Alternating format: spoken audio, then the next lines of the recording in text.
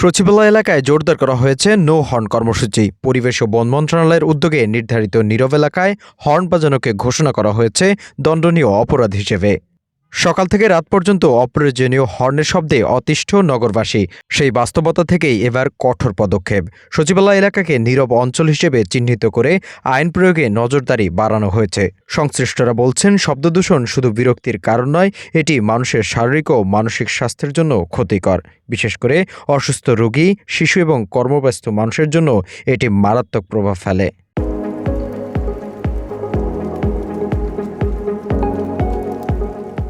প্রত্যেকটা গাড়ির হর্নই আমাদের জন্য খুবই ক্ষতিকর। এটার জন্য দেখা যায় যে আমাদের স্মৃতিশক্তি হ্রাস পাচ্ছে এবং বিকলাঙ্গ শিশু জন্মগ্রহণ করছে। 2025 সালে একটা বিধিমালা হয়েছে যে 100 মিটার দূরত্বে হর্ন বাজানো যাবে না হসপিটাল বা শিক্ষা প্রতিষ্ঠানের বা নীরব এলাকায়।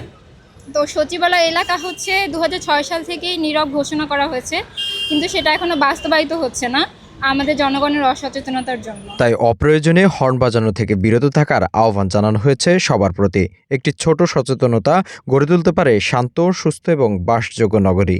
তাই আইন মেনে চলুন, শব্দদূষণ কমান, গড়ে তুলুন নীরব ও স্বস্তির ঢাকা।